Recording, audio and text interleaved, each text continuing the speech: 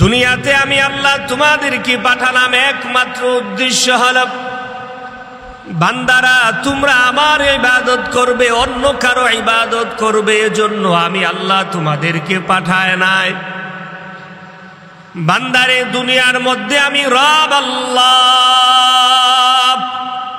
তোমাদেরকে না পাঠিয়ে আমি আল্লাহ অন্য একটা জাতিও পাঠাতে পারতাম, কিন্তু আমি রব আল্লাহ তোমাদেরকে নির্বাচন করে দুনিয়ার মধ্যে পাঠালাম। বান্দা তোমরা আমারই ইবাদত করবে, অন্য কারো ইবাদত তোমরা করবে না, আমি আল্লাহ ঘোষণা করে দিলাম। বান্দারে তোমরা যে নামাজ আদায় করবে এটা আমার জন্য করবে। কার জন্য জোরে বলেন? আল্লাহর জন্যই করবে, রবের জন্যই করবে। আল্লাহ পাক রব্বুল আলামিন নবিয়ুনা মুহাম্মাদুর রাসূলুল্লাহ সাল্লাল্লাহু আলাইহি ওয়াসাল্লামের মাধ্যমে জানায়া দেন আর বলেন, নবী গো, ও নবী আপনি তাদেরকে জানায়া দেন, কুল ইন্না সলাতি ওয়া নুসুকি ওয়া মাহইয়ায়া ওয়া মামাতি লিল্লাহি রাব্বিল আলামিন। আল্লাহু আকবার বলেন। আল্লাহর নবী বলেন, আল্লাহ তাআলা বলেন, ও নবী আপনি তাদেরকে বলেন, কুল ইন্না সলাতি আমরা যে নামাজ আদায় করি আমাদের নামাজ, ওয়া নুসুকি আমাদের কুরবানি, ওয়া মাহইয়ায়া আমাদের হায়াত, ওয়া মামাতি লিল্লাহি রাব্বিল আলামিন। আল্লাহু আকবার বলেন। আমার নামাজ, আমার কুরবানি, আমার হায়াত, আমার মৃত্যু সবগুলো হবে কার জন্য? আরো জোরে বলেন, কার জন্য?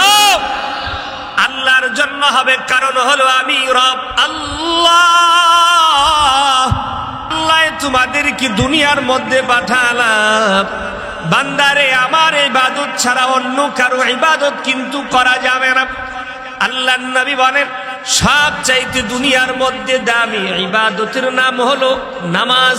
সুবহানাল্লাহ বলেন। দামি ইবাদতের নাম কি? নামাজ। এই নামাজ প্রতিষ্ঠার জন্য আমার আপনার কলিজার টুকরা নবী নবিয়ুনা মুহাম্মাদুর রাসূলুল্লাহ সাল্লাল্লাহু আলাইহি ওয়াসাল্লাম তায়েফের ময়দানে গিয়েছিল। তায়েফের ময়দানের মানুষগুলা কি বলছিল? তোমরা পড়ে নাও লা ইলাহা ইল্লাল্লাহু মুহাম্মাদুর রাসূলুল্লাহ সাল্লাল্লাহু আলাইহি ওয়াসাল্লাম তায়েফে গেলেন, তাদেরকে বললেন তোমরা কালেমা পড়ে নাও, নামাজ পড়ো, রোজা রাখো, আল্লাহর কাছে দামি হয়ে যাবে, পরকালে জান্নাতবাসী হয়ে যাবে। সুবহানাল্লাহ বলুন। এ কথা বলার পর তারা মানলো না, অস্বীকার করলো, নবীকে দূর দূর করে তাড়ায়া দিল। আপনারা জানেন নবী করিম সাল্লাল্লাহু আলাইহি ওয়াসাল্লামের মাতৃভূমি মক্কাতুল মুকাররমার কুরাইশ বংশ, তিনি সেখানে জন্মগ্রহণ করলেন। এই জায়গায় যখন আল্লাহর কুদরতি পায়ে যখন সিজদায় যখন লুটে পড়তেন, আবু জাহেলের মতো এত কাট্টা কাফের মুশরিকরা আল্লাহর হাবিব সাল্লাল্লাহু আলাইহি ওয়াসাল্লামকে কি পরিমাণ অত্যাচার করেছেন সকলে আপনারা জানেন। আল্লাহর হাবিব সাল্লাল্লাহু আলাইহি ওয়াসাল্লাম নামাজের মধ্যে সিজদারত অবস্থায় আল্লাহর সঙ্গে কথোপকথনে নিমজ্জিত আছেন, আল্লাহর সঙ্গে কথোপকথনের মধ্যে ব্যস্ত হয়ে আছে। এমন সময় আবু জাহেল একজনকে ডাক দিয়া বলে, কে আসো? এমন মুহাম্মদের মাথার মধ্যে একটা নারী বুড়ি দিয়া দিবে, পচা ওঠে। একজন কাফের দাঁড়ায়া বলে, আমি আছি, মুহাম্মদের মাথার মধ্যে পচা নারী বুড়ি দিয়া দিব। আল্লাহর হাবিবের মাথার উপরে পচা নারী বুড়ি দিয়া দিলেন। সাহাবায়ে কেরামরা আল্লাহর হাবিবের মেয়ে ফাতেমাতুজ জোহরা রাদিয়াল্লাহু তাআলা আনহার কাছে পাঠায়া দিলেন। শাহরান ফি কিতাবিল্লাহি ইয়াওমা খালাকাস সামাওয়াতি ওয়াল আরদ يوم خلق السماوات والأرض منها أربعة حرم ذلك الدين القيم فلا تظلموا فيهن أنفسكم وقاتلوا المشركين كافة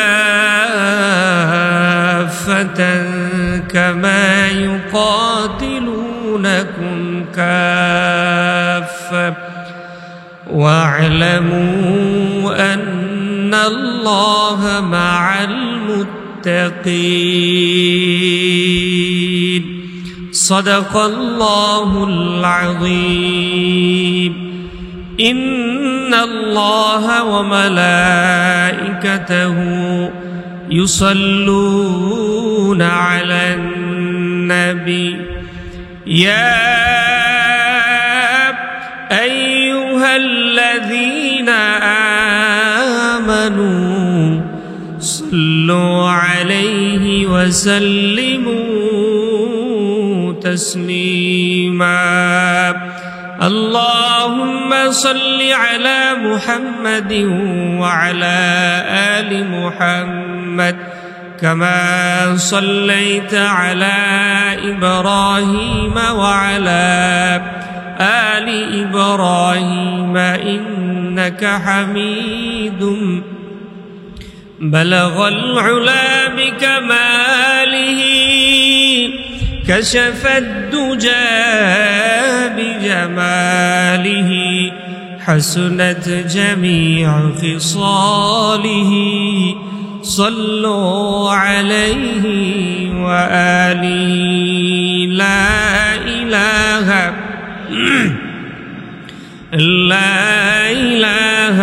إلا الله لا إله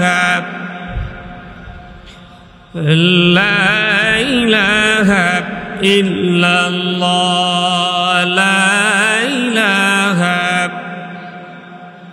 لا إله إلا الله محمد رسول الله সাল্লাল্লাহু আলাইহি ওয়াসাল্লাম। মহান আল্লাহ সুবহানাহু ওয়া তাআলার দরবারে লাখ কোটি শুকর আদায় করছি, সেজদায় শির অবনত করছি যে মহান আল্লাহ রাব্বুল আলামিন আমাকে আপনাদেরকে এই পবিত্র মাসে মুহররম মাসের প্রথম জুমায় আল্লাহ সুবহানাহু ওয়া তাআলা আমাকে আপনাদেরকে আল্লাহ তাআলার ঘর মসজিদে জুমার নামাজ আদায় করার জন্য আমাদেরকে একত্রিত করে দিয়েছেন। এজন্য শুকরিয়া আদায়ার্থে সকলে পড়ে নিচ্ছি আলহামদুলিল্লাহ। প্রিয় মুসল্লিয়ানে কেরাম, আমরা জানুয়ারি, ফেব্রুয়ারি, বৈশাখ, জ্যৈষ্ঠ, ইংরেজি এবং বাংলা মাসের গণনা আমাদের প্রত্যেকটা মানুষের কাছে আছে। সবচাইতে বেশি ইংরেজি মাসের হিসাব আমাদের সবার কাছে জানা আছে। শিক্ষিত বলেন, মূর্খ বলেন, বুঝনাদার বলেন, বুঝে না যারা তাদেরকেও বলেন, প্রত্যেকটা মানুষই জানুয়ারি, ফেব্রুয়ারি, মার্চ, এপ্রিল এভাবে তারা 12টা মাসের নাম গণনা ঠিক করে তারা বলতে পারে। আমরা বলি মুসলমান, স্বীকার করি মুত্তাকিন, মুমিন, কিন্তু আমরা আমাদের যে কৃষ্টি কালচার, অর্থাৎ আমরা যে মুসলমান, মুসলমানের অনেকগুলো কথা আছে যেগুলো আমরা এখনো জানিই না। যেমন ধরেন, উল্লেখযোগ্য আরবি মাস গণনার দিক থেকে কয়টি? 12টি। বাংলাও 12, ইংরেজিও 12, আরবিও কি 12। তো আমরা বাংলা জানলাম, ইংরেজি জানলাম, আরবি কতজনে জানলাম? জানি না। কিন্তু এখন যদি প্রশ্ন করা হয় আপনি 12 মাসের নাম বলেন তো দেখি, গণা বছর 2-4টা নামের বেশি বলতে পারবেন না, কেউই বলতে পারবেন না। তাহলে বোঝা গেল নামের সাথে কাজের কোনো মিল আছে? বলুন না আপনারা, মিল আছে নাকি? মিল নেই। তো আজকে হচ্ছে মুহররম মাসের প্রথম দিন, মানে আরবি মাস গণনা হিসাবে এটা হচ্ছে আজকে নববর্ষ, আরবি নববর্ষ। ইংরেজি নববর্ষ আসলে তো রাত 12টা 1 মিনিটের পরে 1 মিনিট থেকেই শুরু হয়ে যায় ধুমধাম। এটার খুব হিসাব থাকে, 1 মাস আগে থেকে 10-15 দিন আগে থেকে তার হিসাব থাকে, এবং তাকে নিয়ে একটা প্ল্যানও থাকে যে এই দিনে এই কাজগুলো করব, আতশবাজি ফুটাবো, গান বাজনা করব, ডিজে পার্টি দিব, বন্ধুদেরকে নিয়ে আড্ডা দিব, এরকম একটা আগের থেকে একটা প্রিপারেশন থাকে। কিন্তু আমি মুসলিম হিসাবে, মুসলমান হিসাবে আমি এই মুহররম মাসকে কেন্দ্র করে আমি কি আয়োজন করলাম, কি প্রিপারেশন নিলাম? কিছুই নিলাম না, জানি না এই মাস যে আজকে ঢুকেছে, এই মাস যে আজকে থেকে শুরু হয়েছে, এই বিষয়টাই জানি না, এই ব্যাপারটাই আমাদের কাছে নাই। ঠিক কিনা বলেন? নাই আমাদের কাছে। এ ব্যাপারে কোরআনে মাজিদে আল্লাহ পাক রব্বুল আলামিন সূরা তাওবার 36 নম্বর আয়াতে কারিমায় আল্লাহ তাআলা এই মাস সম্পর্কে কিছু কথা বলেছেন। সুবহানাল্লাহ বলবেন না? যেখানে আল্লাহ পাক রব্বুল আলামিন এই মাসকে নিয়ে তিনি স্বয়ং কোরআনের মধ্যে আলোচনা করেছেন, তাহলে বোঝা গেল এই মাসের দাম কম না বেশি? বলুন না, কম না বেশি? বেশি। এই মাসের দাম আল্লাহ পাকের কাছে এত বেশি যে সবগুলো মাসই আল্লাহ তাআলার দেওয়া পক্ষ থেকেই একটা দান, কিন্তু উল্লেখযোগ্যভাবে আল্লাহ তাআলা বলেন, আসমান এবং জমিন যখন আমি সৃষ্টি করেছি তখন থেকেই 4টা মাস আমার কাছে সম্মানিত। সুবহানাল্লাহ বলুন না। কয়টি মাস বলেন? 4টি মাস আল্লাহ পাকের কাছে সম্মানিত। এর মধ্যে ধারাবাহিকভাবে হচ্ছে 3টি, আর আলাদাভাবে পৃথকভাবে হচ্ছে একটি। এই মাস সম্পর্কে আল্লাহ তাআলা বলেন যে ইন্না ইদ্দাতাশ শুহুরি ইনদাল্লাহ, যখন থেকে গণনা শুরু করা হয়েছে, 10 শাহরান ফি আরবাআতুল হুরুম, আল্লাহ তাআলার কাছে 4টা মাস অতি প্রিয়। এর মধ্যে একটা মাসের নাম হলো মুহররম মাস, যা আজকে আমরা এই দিনে অবস্থান করতেছি। আলহামদুলিল্লাহ বলবেন না? তাহলে আজকে কত তারিখ মুহররম মাসের? মুহররম মাসের 1ম তারিখ, 1ম জুমা। তাহলে আমরা 1ম তারিখও পেলাম, আবার একটা সুন্দর দিনও পেলাম, জুমার দিন পেলাম। এই মুহররম মাসের মধ্যে আমাদের কিছু করণীয় আছে, আবার কিছু বর্জনীয় আছে। আমরা কিছু কাজ বেশি করি, আবার কিছু কাজ একেবারে ছেড়ে দেয়। ওইদিকে একটু পরে যাচ্ছি। তাহলে কোরআনে মাজিদের মধ্যে আল্লাহ পাক রব্বুল আলামিন মুহররম মাসকে আল্লাহ তাআলা সম্মানিত করেছেন বলে প্রমাণ দিয়েছেন, আলোচনা করেছেন। এবার আসেন আমরা একটু হাদিস থেকে শুনি। হাদিসেও আল্লাহ তাআলা এই মুহররম মাসকে শাহরুল্লাহিল মুহররম, এটা আল্লাহর একটা মাস হিসাবে আল্লাহ তাআলা বলেছেন। সুবহানাল্লাহ বলেন, এটা আমার মাস, শাহরুল্লাহিল মুহররম, এই মাসটা হচ্ছে আমার একটি মাস। তাহলে বলেন কতটা প্রিয় হলে পরে এই মাসটাকে নিজের মাস বলে সম্বোধন করেন। সুবহানাল্লাহি ওয়া বিহামদিহি, সুবহানাল্লাহ, নিজের মাস বলে সম্বোধন করেছে। অথচ আমরা এই মাসের খবরই আমাদের মাঝে নেই। আমাদের কাছে বাংলা ইংরেজির খবর খুব আছে, আর কিছু না থাক বা না থাক ইংরেজি মাসের হিসাব সবার কাছে আছে। রাখুক থাকুক সমস্যা নাই, কিন্তু আমাদের মূল তো ধরে রাখতে হবে। মূল ধরে রাখতে হবে না? আল্লাহ তাআলা আমাদের সবাইকে আরবি মাসের গণনাগুলো শিখার তৌফিক দান করুন, বলুন আমিন। এবার আসেন, আমরা হাদিস থেকে পেলাম যে এটা কার মাস? আল্লাহর মাস। আর কোরআন থেকে পেলাম আল্লাহ পাকের কাছে মিনহা আরবাআতুন হুরুম, যে 4টা মাস আল্লাহ পাকের কাছে প্রিয়, তন্মধ্যে একটা মাসের নাম হলো মুহররম। এই মুহররম মাসটা আল্লাহ পাকের কাছে প্রিয়, এজন্য এই মুহররম মাসের কিছু আমল আছে, এই আমলগুলো আমরা করবো ইনশাল্লাহ। ইনশাল্লাহ বলেন। উল্লেখযোগ্য আমল হলো মুহাম্মদুর রাসূলুল্লাহ সাল্লাল্লাহু আলাইহি ওয়াসাল্লাম, সকলে বলেন সাল্লাল্লাহু আলাইহি ওয়াসাল্লাম, প্রিয় নবীর জীবদ্দশায় তিনি বলেছেন যে আমি যদি আবার এই মুহররম মাস যদি পাই, তাহলে আমি মুহররম মাসের 2টা রোজা রাখব।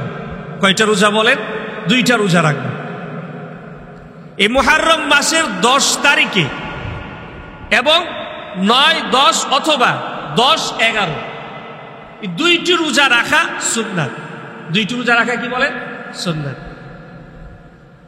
এই 2টি রোজা কেন রাখবো? একটি রাখলে তো হয়? বলে না, একটি রাখা যাবে না, 2টি রাখতে হবে। ইহুদ এবং নাসারারা তারাও এই দাবি করে যে আমরা বেশি মুহাব্বত করি মুহররম মাসকে। আপনি বলেন তো দেখি, মুসলমানের চাইতে আল্লাহর দেওয়া নির্দিষ্ট এই দিনগুলাকে মুসলমানের চাইতে ইহুদ নাসারা বেশি মুহাব্বত করে না মুসলমানেরা বেশি মুহাব্বত করে? আরে জোরে আওয়াজ হলো না, বলেন না, কে বেশি মুহাব্বত করে? মুসলমানেরা সবচাইতে বেশি আল্লাহর এই বিধান, আল্লাহর কোরআনকে সবচাইতে বেশি মানে, জীবন দিয়ে তারা মানে। ইহুদিরা নিজেদের স্বার্থতে যদি না পড়ে তারা মানে না, নিজেদের মতে যদি না হয় তাহলে সেটা তারা মানে না। আর মুসলমানেরা তারা নিজের মতো হোক বা নিজের মনের চাহিদার বাহিরে হোক, আল্লাহর বিধান যদি এটা হয়ে থাকে মুসলমানেরা মাথা পেতে এটাকে মেনে নিবে, এতে কোনো সন্দেহ নাই। ঠিক কিনা জোরে বলে? মুসলমানেরা মেনে নিবে। মুসলমানেরা জানে আমার রব আল্লাহ আসমান এবং জমিন সৃষ্টি করেছে। আমার রব যদি আসমান জমিন না দিত, আমাকে না পাঠাতো, তাহলে আসমান জমিনও হতো না, আমার মতো ছোট্ট আদনা বান্দাটাও পৃথিবীতে আসতো না। ঠিক কিনা জোরে বলেন? আর আল্লাহ তাআলা বলেছেন যে মুহররম মাসে, এই সম্মানিত মাসে তোমরা যুদ্ধ করবে না, নিজেরা নিজেদের উপর জুলুম করবে না, বরঞ্চ এই মুহররম মাসে তোমাদের ইবাদতকে আরো বাড়িয়ে দাও। মুহররম মাসে তোমাদের যে অন্যের প্রতি বিনয়ী শ্রদ্ধা এবং তাদের প্রতি যে অনুশোচনা যেটা আছে, ভুল করেছি, এই সবগুলো একেবারে উদ্ধার করে দাও, আল্লাহর দিকে ফিরে এসো, সবগুলো পাপাচার কাজ থেকে ফিরে আল্লাহর দিকে চলে এসো। সুবহানাল্লাহ বলেন।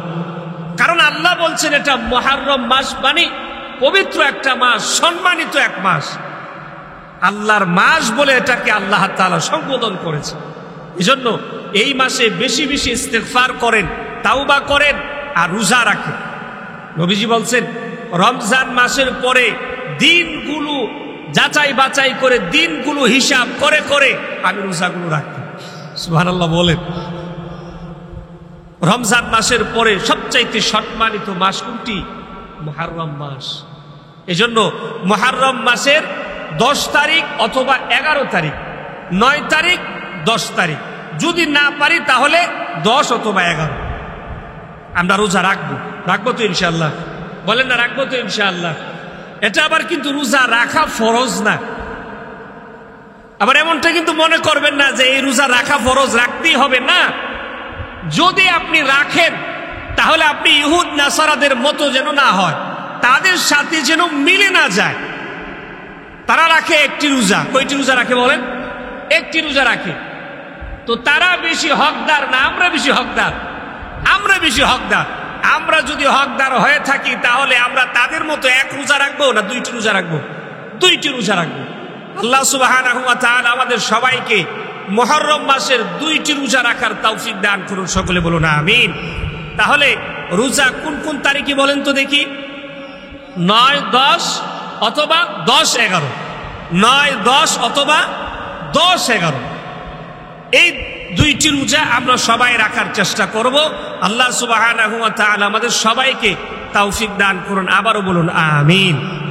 দেখুন, আল্লাহ তাআলা আমাদেরকে এই পৃথিবীতে পাঠিয়েছে কার বিধান এই পৃথিবীতে বাস্তবায়ন করার জন্য বলুন তো দেখি? আল্লাহর বিধান। আল্লাহর বিধান এই পৃথিবীতে প্রতিষ্ঠা করার জন্য আল্লাহ তাআলা আমাকে আপনাকে পাঠিয়েছে। এই জমিনের মধ্যে আমাকে আপনাকে না পাঠিয়ে আল্লাহ তাআলা ভিন্ন কোনো জাতি পাঠাতে পারতেন, পারতেন কিনা বলেন? আল্লাহ তাআলা তাদেরকে না পাঠিয়ে আল্লাহ তাআলা আমাদেরকে নির্বাচন করে দুনিয়াতে পাঠিয়েছে। কেন? যেন আমরা একমাত্র আল্লাহরই ইবাদত করি। কারই বলেন? সবাই আওয়াজ করে বলতে হবে, বলেন কারই? আল্লাহরই, মানে তাকিদের সাথে আল্লাহরই ইবাদত করতে হবে, অন্য কারো নয়। এখন এই পৃথিবীর মধ্যে আল্লাহর কাছে সবচাইতে প্রিয় ইবাদতের নাম হচ্ছে নামাজ। প্রিয় ইবাদতের নাম কি ভাইরা বলেন? নামাজ। আল্লাহর কাছে সবচাইতে প্রিয় হলো নামাজ। নামাজের চাইতে এত প্রিয় আর কোনো ইবাদত আল্লাহর কাছে নেই। এজন্য আল্লাহ পাক রব্বুল আলামিন বলে, শোনো, দুনিয়াতে আমি আল্লাহ তোমাদেরকে পাঠালাম একমাত্র উদ্দেশ্য হলো বান্দারা তোমরা আমার ইবাদত করবে, অন্য কারো ইবাদত করবে। এজন্য আমি আল্লাহ তোমাদেরকে পাঠায় নাই। বান্দারে, দুনিয়ার মধ্যে আমি রব আল্লাহ, তোমাদেরকে না পাঠিয়ে আমি আল্লাহ অন্য একটা জাতিও পাঠাতে পারতাম, কিন্তু আমি রব আল্লাহ তোমাদেরকে নির্বাচন করে দুনিয়ার মধ্যে পাঠালাম। বান্দা, তোমরা আমারই ইবাদত করবে, অন্য কারো ইবাদত তোমরা করবে না, আমি আল্লাহ ঘোষণা করে দিলাম। বান্দারে, তোমরা যে নামাজ আদায় করবে এটা আমার জন্য করবে। কার জন্য? জোরে বলেন। আল্লাহর জন্যই করবে, রবের জন্যই করবে।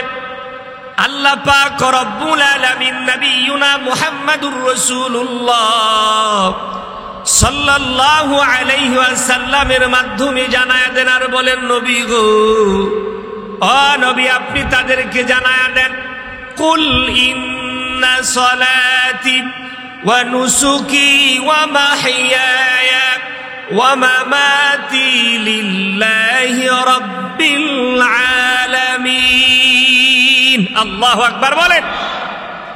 আল্লাহর নবী বলেন, আল্লাহ তাআলা বলেন, ও নবী আপনি তাদেরকে বলেন, কুল ইন্না সালাতি, আমরা যে নামাজ আদায় করি আমাদের নামাজ, ওয়া নুসুকি আমাদের কুরবানি, ওয়া মাহইয়ায়া আমাদের হায়াত, ওয়া মামাতি লিল্লাহি রাব্বিল আলামিন। আল্লাহু আকবার বলেন। আমার নামাজ, আমার কুরবানি, আমার হায়াত, আমার মৃত্যু সবগুলো হবে কার জন্য? আরো জোরে বলেন, কার জন্য? আল্লাহর জন্য হবে। কারণ হলো আমি রব আল্লাহ। আল্লাহ তোমাদেরকে দুনিয়ার মধ্যে পাঠালাম। বান্দারে, আমার ইবাদত ছাড়া অন্য কারো ইবাদত কিন্তু করা যাবে না। আল্লাহর নবী বলেন, সবচাইতে দুনিয়ার মধ্যে দামি ইবাদতের নাম হলো নামাজ। সুবহানাল্লাহ বলেন। দামি ইবাদতের নাম কি? নামাজ। এই নামাজ প্রতিষ্ঠার জন্য আমার আপনার কলিজার টুকরা নবী নবিয়ুনা মুহাম্মাদুর রাসূলুল্লাহ সাল্লাল্লাহু আলাইহি ওয়াসাল্লাম তায়েফের ময়দানে গিয়েছিল। তায়েফের ময়দানের মানুষগুলোকে বলছিল, তোমরা পড়ে নাও লা ইলাহা ইল্লাল্লাহু মুহাম্মাদুর রাসূলুল্লাহ সাল্লাল্লাহু আলাইহি ওয়াসাল্লাম তায়েফে গেলেন, তাদেরকে বললেন, তোমরা কালেমা পড়ে নাও, নামাজ পড়ো, রোজা রাখো, আল্লাহর কাছে দামি হয়ে যাবে, পরকালে জান্নাতবাসী হয়ে যাবে। সুবহানাল্লাহ বলুন। এ কথা বলার পর তারা মানলো না, অস্বীকার করলো, নবীকে দূর দূর করে তাড়ায়া দিল। আপনারা জানেন নবী করিম সাল্লাল্লাহু আলাইহি ওয়াসাল্লামের মাতৃভূমি মক্কাতুল মুকাররমার কুরাইশ বংশ, তিনি সেখানে জন্মগ্রহণ করলেন। এই জায়গায় যখন আল্লাহর কুদরতি পায়ে যখন সিজদায় যখন লুটে পড়তেন, আবু জাহেলের মতো এত কাট্টা কাফের মুশরিকরা আল্লাহর হাবিব সাল্লাল্লাহু আলাইহি ওয়াসাল্লামকে কি পরিমাণ অত্যাচার করেছেন সকলে আপনারা জানেন।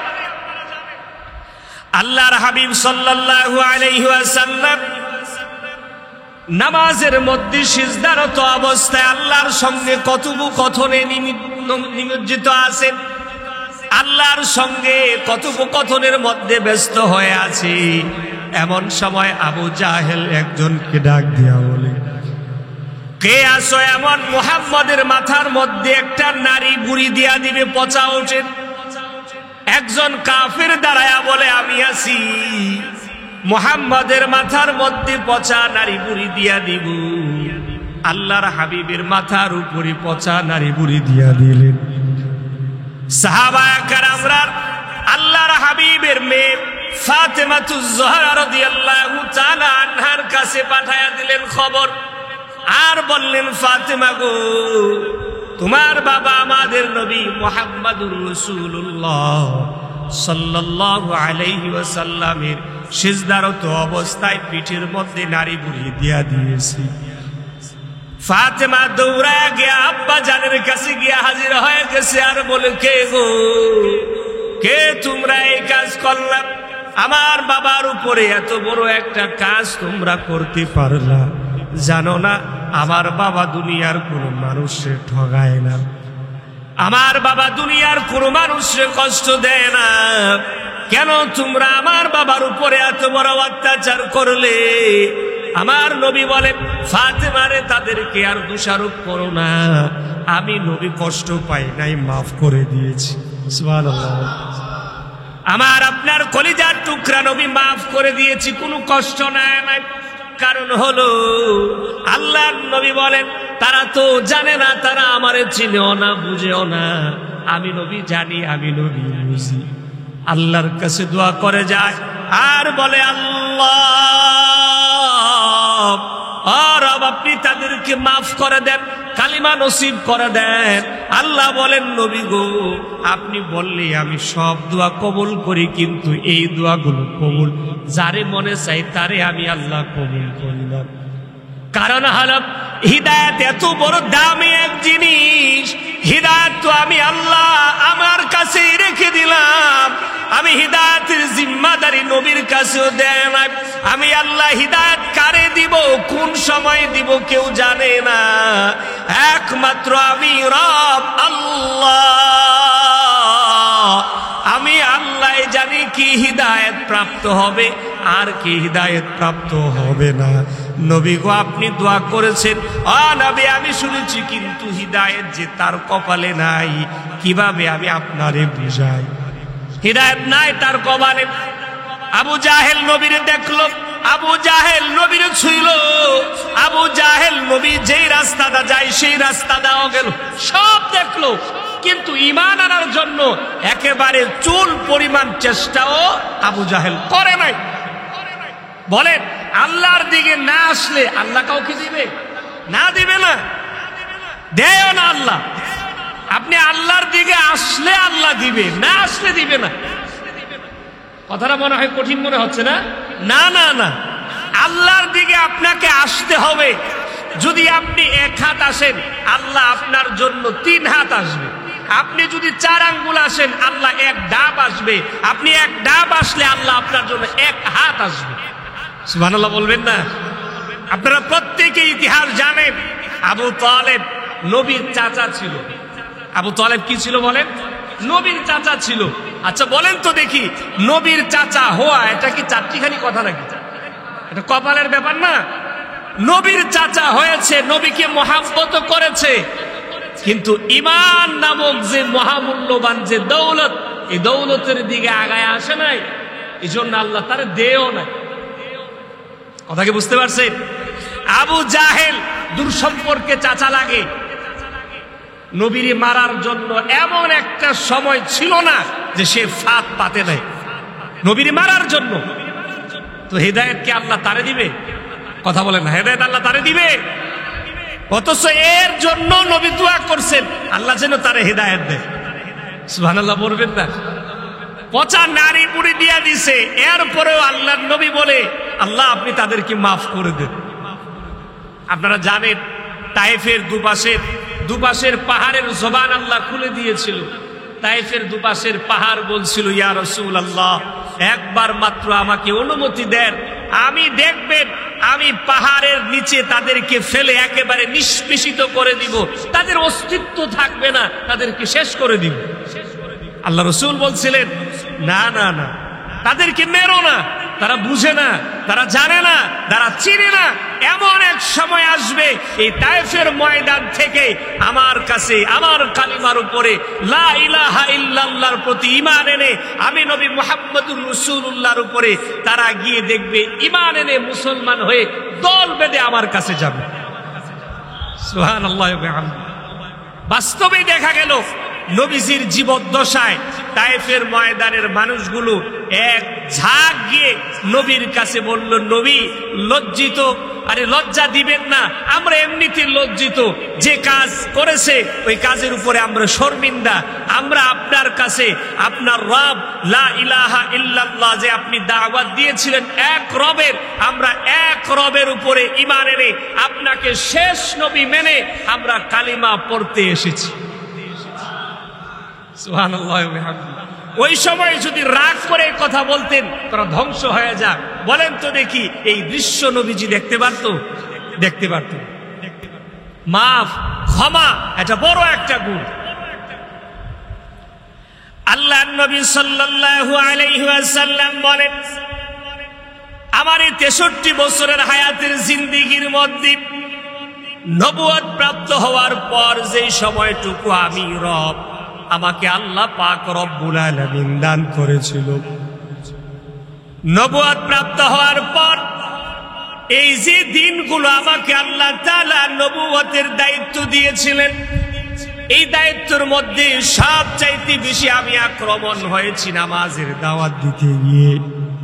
আর আমি কালেমা লা ইলাহা ইল্লাল্লাহর দাওয়াত দিতে গিয়ে সবচাইতে বেশি আমি আক্রমণাত্মক হয়েছিলাম। আমারে মানুষেরা মেরেছি, যারা বুঝে তারাও মেরেছে, যারা বুঝে নাই তারাও আমাকে আঘাত করেছে। আল্লাহর হাবিব বলেন, সবগুলো আঘাত সহ্য করে নিয়েছিলাম। আমার আপনজনেরা আমাকে কষ্ট দিয়েছে, আমি তাদের জন্য ক্ষিপ্ত হয় নাই, আমি উদারতা মন তাদের সামনে পেশ করেছি, মাফ করে দিয়েছি। আমারে আমার আপনজনেরা, আমার চাচা, আমার ভাইয়েরা, আমার এলাকার মানুষেরা আমাকে আক্রমণ করেছে, আমি তা মাথা পেতে সহ্য করে নিয়ে তাদেরকে মাফ করে দিয়েছি। আল্লাহর হাবিব বলেন, আমি যখন নামাজের মধ্যে দাঁড়ায় যাইতাম, কাফের বেঈমানেরা পিছন দিকে দাঁড়ায় থাকতো গো। আবু জাহেল একদিন গিয়া আল্লাহর হাবিবকে মারবে বলে কাফেরদের সামনে গিয়া ঘোষণা দিল, এবার যদি মুহাম্মদ সিজদায় পড়ে যায়, মুহাম্মদের আল্লাহর দিকে যদি তার মাথা যদি ঝুঁকায়া দেয়, দেখবা মুহাম্মদের ঘাড়ের মধ্যে আমি আবু জাহেল পা রাখবো। নাউজুবিল্লাহ বলেন।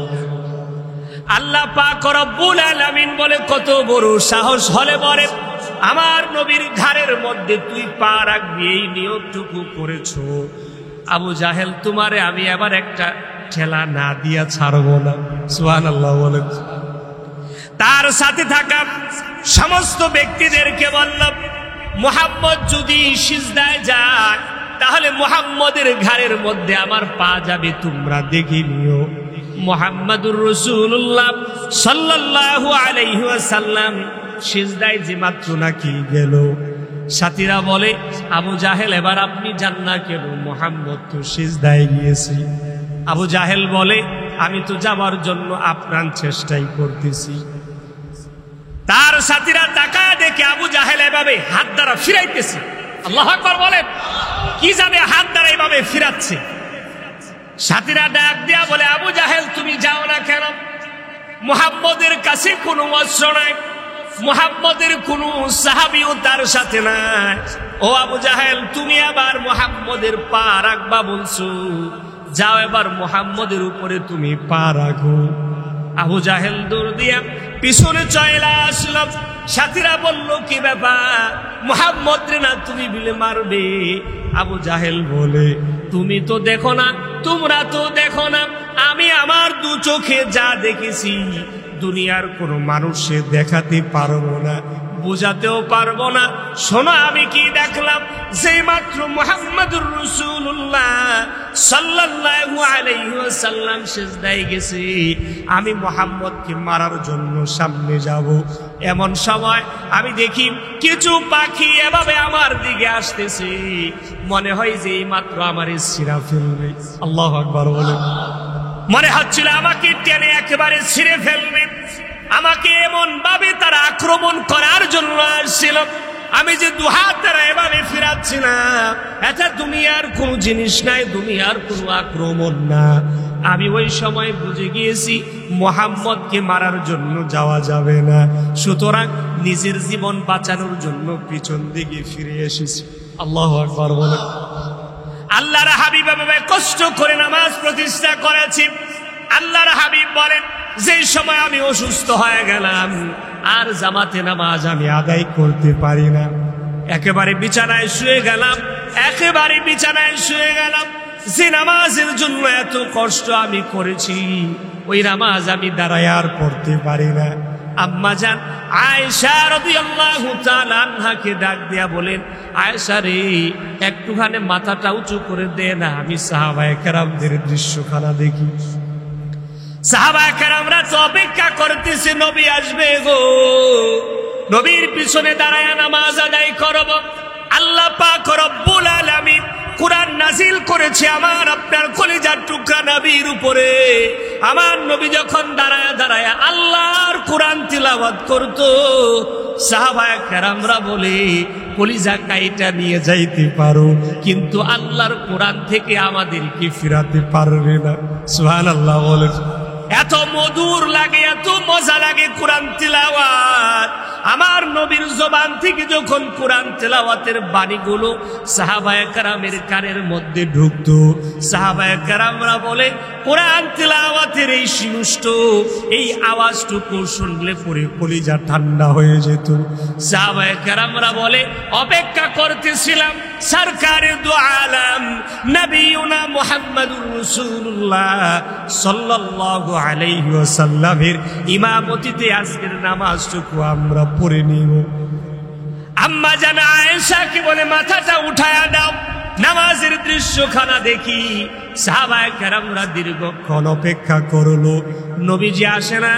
আল্লাহর নবীর সাহাবী আবু বকরের ইমামতিতে নামাজের সিদ্ধান্ত নিয়ে নিল, নবী আসবে না, নবী আসবে না, নবীর জায়গা থেকে দাঁড়ায় ইমামতি করবে এমন যোগ্য ব্যক্তি আবু বকর ছাড়া আর কেউ নাই। আবু বকর রাদিয়াল্লাহু তাআলা আনহুর পিছনে দাঁড়ায়া সমস্ত সাহাবায়ে কেরামরা ইমামতির পিছনে নামাজ আদায় করবে, তারা দাঁড়ায়া গেল। আল্লাহর নবী তাকায়া তাকায়া যখন নামাজের দৃশ্যখানা দেখতেছে, নবীর চোখ বেয়ে বেয়ে পানির ফোঁটাগুলো পড়ে। এই কিছুক্ষণ পরে আবার দেখতে পাইল নবীজি মুস্কি মুস্কি হাসি। সুবহানাল্লাহ বলেন। নবীজি প্রথম যখন তাকায়া রইছে, ওই সময় দেখে যে নবীজি কান্না করে মন বড় খারাপ হয়ে আছে। আবার কিছুক্ষণ পরে গিয়ে দেখে নবীজি মুস্কি মুস্কি হাসি। আরে সাহাবায়ে কেরামরা তো এমন, নবী যদি কোন রাস্তা দিয়ে হাইটা যাইতো, সাহাবায়ে কেরামদেরকে বলা লাগতো না যে দিক দিয়ে নবীজি গিয়েছি। কারণ হলো নবীজির শরীর মোবারক থেকে যে ঘাম বের হতো, ওই ঘামের ঘ্রাণটা ছিল মেশকে আম্বরের চাইতেও আরো বেশি সুঘ্রাণ, এর চাইতে আরো বেশি মধুর ছিল এই ঘ্রাণ। নবীজি রাস্তা দিয়ে হেঁটে গেলে সাহাবায়ে কেরামরা বলতে পারতো, আর ওই জায়গায় নবীজি উকি মেরে দেখতেছে, নবীর ঘ্রাণ কি তারা পাইতেছে না? সুবহানাল্লাহ বলবেন না? নবীর ঘ্রাণে সাহাবায়ে কেরামরা খুশি হয়ে গেছে। আর নবীজি প্রথমে তাদের নামাজের দৃশ্য দেখে কেন কাঁদলেন, কেন মন খারাপ হলেন জিজ্ঞাসা করা হলো। আর বলল, আয়েশা জানো এই নামাজের জন্য আমি কত কষ্ট করেছি, কত কষ্ট আমি করেছি। যখন আমি দেখতেছিলাম যে আমার অনুপস্থিতিতে আমার সাহাবী তোমার বাবা আবু বকরের পিছনে দাঁড়ায়া তারা নামাজ আদায় করতেছে, আমি জানি প্রত্যেকটা সাহাবীদের মনের ভিতরে অশান্তি চলতেছে, কারণ নবীর পিছে তারা নামাজ পড়তে পারতেছে না। এই জন্য আমি নবীও ব্যথিত হয়েছি, এই জন্য আমি নবীও কেঁদেছি। এর পরক্ষণে আমি যে হাসলাম, কারণ হলো আমি যে এতটা কষ্ট করে এই দিন প্রতিষ্ঠার জন্য মেহনত করেছি, আমি আমার জীবন দশায় নিজের চোখে দেখতে পেরেছি যে আবু বকরের ইমামতিতে সাহাবায়ে কেরামরা আল্লাহর সবচাইতে বড় বিধান নামাজের মধ্যে তারা দাঁড়িয়ে গিয়েছে। এই জন্য আয়েশা, আমি দেখে খুশিতে আমি হেসে দিয়েছি। তাহলে বলেন, আল্লাহর কাছে নামাজের চাইতে প্রিয় আর কোনো আমল আছে? বলুন না আপনারা, এর চাইতে প্রিয় আর কোনো আমল আছে? না, নাই। এজন্য নামাজ প্রতিষ্ঠা করতে হবে, নামাজের জন্য নিজের জান মাল উৎসর্গ করে দিতে হবে, নামাজের জন্য সব ছেড়ে দিতে হবে, নামাজ ছাড়া যাবে না। আল্লাহ আমাদের সবাইকে তৌফিক দান করেন, বলেন আমিন। নামাজ এখন থেকে পড়বো তো ইনশাআল্লাহ, বলেন না পড়বো তো ইনশাআল্লাহ। আমরা নামাজ পড়বো, বাকিগুলা ছাড়বো। মানে হলো এই ছাড়া ওই ছাড়া না, যে নামাজ পড়তে আসলে যেগুলো আমাকে ধরে রাখে ওইগুলো ছেড়ে দিব, নামাজ ছাড়বো। আল্লাহ আমাদেরকে তৌফিক দান করেন, বলেন আমিন। আপনি মিছিল বলেন, মিটিং বলেন, দুনিয়ার ব্যস্ততা বলেন আর দুনিয়ার ফাংশন বলেন, যাই বলেন না কেন সব ঠিকঠাক আছে, নামাজ ছেড়ে দিয়েছেন তাহলে হবে না।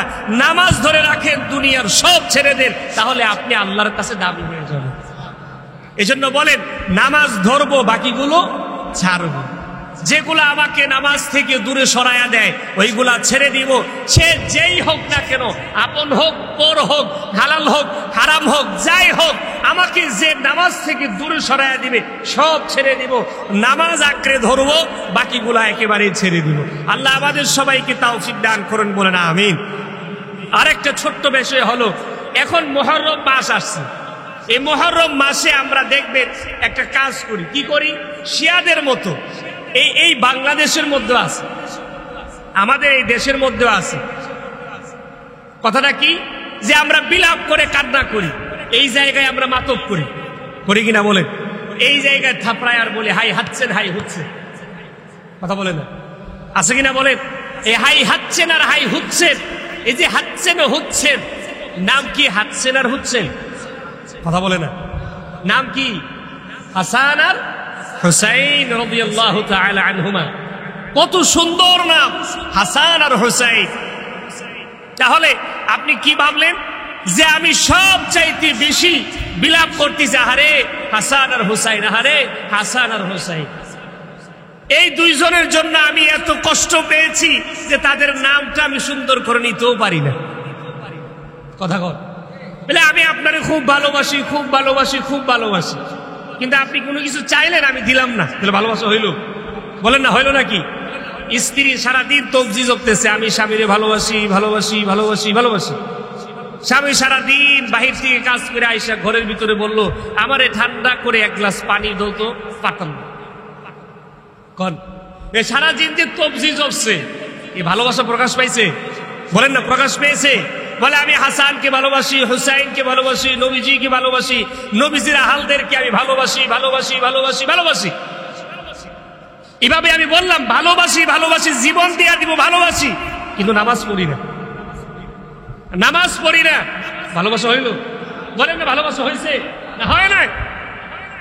আপনি ভালোবাসেন, ভালোবাসেন, ভালোবাসেন বললেন, ভালো কথা, কিন্তু নবীজির দুই নাতির ব্যাপারে আপনি যে বিকৃত করে নাম ডাকলেন, হাঁটছেন আর হুচ্ছেন, এই জায়গায় তো আপনি যে ভালোবাসেন না সেটা প্রমাণ হয়ে গেছে। আপনারা মনে আমার কথা কষ্ট পাইতেছেন? কষ্ট পাইতেছেন? বলেন, এভাবে বলে কিনা? হাঁটছেন আর হুচ্ছেন বলে কিনা? বলেন, বলে। তাহলে এই বলাটা জায়েজ না হারাম? হারাম, এগুলা বলা যাবে না, করাও যাবে না। আরেকটা বিষয় হলো, নিজেদের শরীর থেকে রক্ত বের করে, বের করে কিনা বলেন, এগুলা মুসলমানের কাজ না, শিয়ারা করে থাকে। আমরা তো মুসলমান, শেষ নবীর উম্মত, আমরা মুহাম্মাদুর রাসূলুল্লাহ সাল্লাল্লাহু আলাইহি ওয়াসাল্লামকে শেষ নবী মানি, মানি কিনা বলেন? তো আমরা যারা নবীজিকে শেষ নবী মানি, আমরা তো এই কাজ করতে পারি না। এই শরীর আমার, এই শরীরটা আমার, আমারে আল্লাহ পাক দিয়েছেন, আল্লাহ পাক দিয়েছেন, যা চা তাই করা যাবে না, মনে যা চাই তাই করা যাবে না, এর জবাবদিহিতা আল্লাহর কাছে করতে হবে। আচ্ছা বলেন, যদি এইটাই যদি করা যদি জায়েজ হতো, করা যদি যেত, তাহলে আমরা হুজুররা কি বসে থাকতাম? কথা কই না, আমরা হুজুররা তো সবার আগে যাইতাম, সবার আগে শরীর কাঁপতাম। আপনি বলেন তো দেখি, নাস্তিক মুরতাদ বেঈমানরা যখন নবিয়ুনা মুহাম্মদুর রাসূলুল্লাহর বিপক্ষে অবস্থান নিয়ে গালি দেয়, অথবা আম্মাজান আয়েশা এবং ফাতেমাদেরকে নিয়ে যখন গালি দিয়েছিল, ওই সময় সবার আগে, অন্য মানুষ যাওয়ার আগে হুজুররাই সবার আগে মাঠে নেমেছে। ইতিহাস সাক্ষী থাকে, সবার আগে নবীজির পক্ষে দাঁড়িয়ে কথা যারা বলে তারাই হচ্ছে হুজুররা, এছাড়া আর কেউ নাই। ঠিক কিনা জোরে বলেন? তাহলে যদি কেটে যদি ভালোবাসা প্রমাণ করা যেত, কেটে যদি এই কথা প্রকাশ করা যেত, তাহলে হুজুররাই সবার আগে প্রকাশ করত। ঠিক কিনা জোরে বলেন? আজকে হুজুররা তা করে না, বরং হুজুররা বলে এই কাজ করো না, এটা আমাদের কাজ নয়। এজন্য মুসলমান ভাইয়েরা আমার, শরীর কেটে ভালোবাসা প্রকাশ করার দরকার নাই। 5 বার মসজিদে আজান দেয়, আপনি ভালোবাসা প্রকাশ করেন কুদরতি পায়ে সেজদা দিয়ে। সেজদা দেন, সেজদা দেন, আল্লাহর কাছে যাবেন, আল্লাহর নৈকট্য অর্জন করবেন। এই বুক কেটে, পিঠ কেটে, মাথা কেটে, রক্ত প্রবাহিত করে ভালোবাসা প্রকাশ করা যায় না। এজন্য আসুন, আল্লাহ তাআলা আমাদের সবাইকে এই মাসের তাৎপর্য, গুরুত্ব জেনে শুনে আমল করার তৌফিক আল্লাহ তাআলা আমাদের সবাইকে দান করুন, বলুন আমিন। এই মাসে আমরা খিচুড়িও দেই কিনা বলেন? খিচুড়ি দেই, সিন্নি দেই, যা মন চায় তাই দেই। মনে রাখবেন, মনে রাখবেন, নিয়তটা ঠিক রাখেন, নিয়ত ঠিক রাখেন। নিজে নিজে ইসলাম বানায়েন না, নিজে নিজে মন করা ইসলাম বানায়েন না। আপনি এত পয়সা খরচ করতেছেন কিসের উদ্দেশ্যে? কিছু সওয়াবের উদ্দেশ্যে। যদি সওয়াবের জায়গায় যদি গুনাহ হয়, তাহলে টাকাও গেল, আমার সময়ও গেল, আমার কষ্টও গেল। এজন্য ভাইরা আমার কথায় কষ্ট নেবেন না, জেনে বুঝে শুনে তারপরে একটা আমল করেন। এটা ছোট হোক, ছোট হোক, জেনে বুঝে শুনে আমল করেন, এর মধ্যে ফায়দা আছে, লাভ আছে। আল্লাহ আমাদের সবাইকে বুঝার তৌফিক দান করুন, সকলে বলুন আমিন। এখন আমি আপনাদেরকে আমাদের মসজিদের জন্য কিছু কথা বলবো। আমাদের মসজিদের ছোট্ট একটা হাজত হয়েছে, আশা করি ইনশাআল্লাহ এই হাজতটা আমাদের মুসল্লি যারা আছে তাদের মাধ্যমে এটা পূরণ হবে ইনশাআল্লাহ। এটা হচ্ছে আমাদের মসজিদের একটা কারেন্ট বিল বকেয়া হয়ে গেছে। এটা মোটামুটি